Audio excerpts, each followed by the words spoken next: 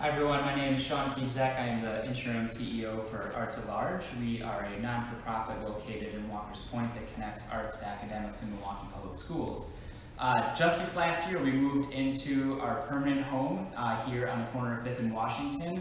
It is a community center that is open to the public. It's actually a historic 1890s Patrick Cudahy building, and I'll talk about that in just a second. But it's our focus to really provide equitable opportunities in the arts for residents and community members in the city of Milwaukee. We do a lot of work with the artist community, work with the public schools, and the community center is really an extension for us to be able to continue and broaden our work for the community. We have Family Arts Day activities that are offered here in this space, which we call our Heart Space, emphasis on the ART. We have a gallery space that kind of folds into this area here, that we have exhibitions that are featured quarterly with local Milwaukee artists and student work as well. We have a cafe that I'll show you a little bit about in a few minutes. But we're just really excited to be here, have a permanent home that we can continue and broaden the work that we do for the community. Historically, like I said, it's an 1890s Patrick Cudahy building. On the first floor here, it was at one point a butcher's and a meat market. It then transitioned into the Solar Neon Sign Company, which they operated here. It was the longest standing business operating in this building through the 70s. Then it was vacant for a number of years and until we purchased it and turned it into our community center that is open for the public and has our office spaces and also those for tenants on the second and third floor. So another interesting feature about the history of our building is that back in the 1930s, this used to be the Polish House, and the Polish House was actually an arts organization that served the community, which is really interesting because we've gone full circle in bringing it back to an arts organization today. What we also found out at the time is that there was a performance stage in the Polish House, that community center, that they practiced their pieces that were performed at the Pabst Theater. We recreated the stage not knowing that there was also a performance stage at that time. So very serendipitous that we kind of aligned some of our ideals with what they were focusing on in the community. Over 90% of the flooring is original to the building. All of the beadboards on the walls are original to the building. You'll see a lot of the trim work that is original to the space as well. It's really important that, in kind of going through the historic tax credit processes, that we don't falsify history.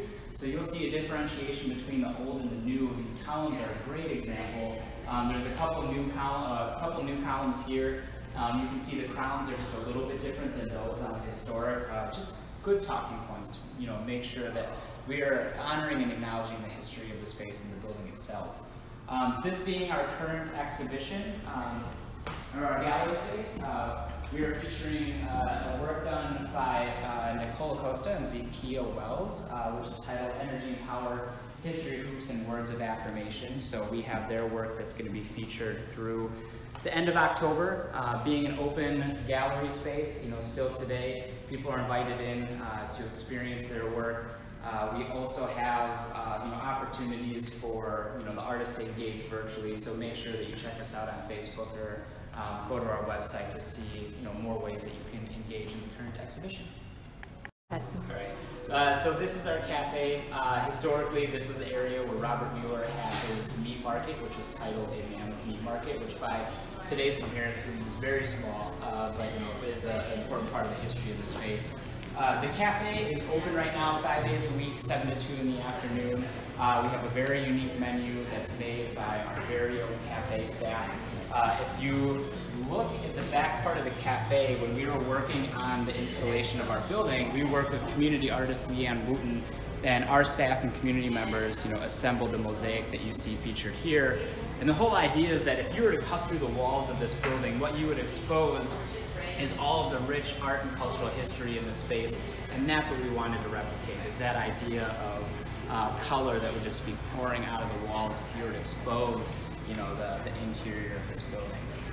Historically, you see there's a soffit up on the ceiling and that was the original and only access point from the first floor up to the second floor. And as we were looking at, maintaining the historic integrity of the space, we wanted to make sure that we can acknowledge, that, significant corridor that provided access to the second floor. You also see on the ceiling, all the ceiling here is original. When we were going through the redevelopment process, we couldn't retain all of the ceiling to do that throughout the building, but we had enough that we could do one complete room. So that is beautifully represented in the wall here. Also just want to acknowledge Catalyst Construction, Kubalo Shakro firm, and 360, who did a lot of the design, construction, fabrication of the space.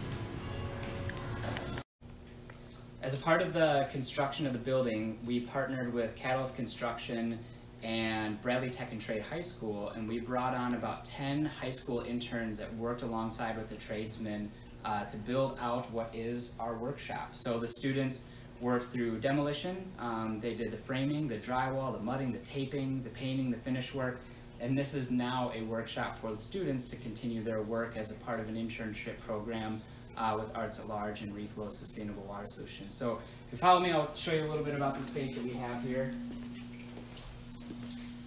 We received some gracious donations from Rockwell Automation that helped us outfit the workshop with a lot of the tools and equipment that you see here. This is a great example of a project that students did last year. It was the creation of an outdoor research cart that is going to go to the Green Schools Consortium of Milwaukee, so teachers can use this as an outdoor learning tool. So this was designed and fabricated by the students, which again is like really the purpose of collaboration and partnership with Reflow and Bradley Tech and Trade School and utilizing the space that we created for the students.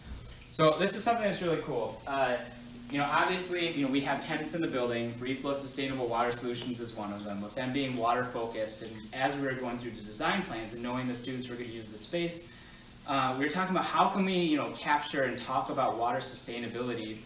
And because we had limitations that we couldn't capture rainwater like we did at the park, we wanted to at least exemplify what we can do to talk about the amount of water runoff that goes into our combined sewer systems and really educate the public on understanding where the water goes and how you can reduce that in your home. So what we did here is we put in clear piping, and on a day like today when it's rainy, all of the water that is captured on site, so the rooftop, the sidewalks in front of the building, goes into our stormwater inlets, and this flows down into the combined sewer system. So on very rainy days, this thing is just flowing with water, and it's a great example to see that given one location with a very small footprint of ours being able to harness that much water and what we can do to divert that and divert the runoff.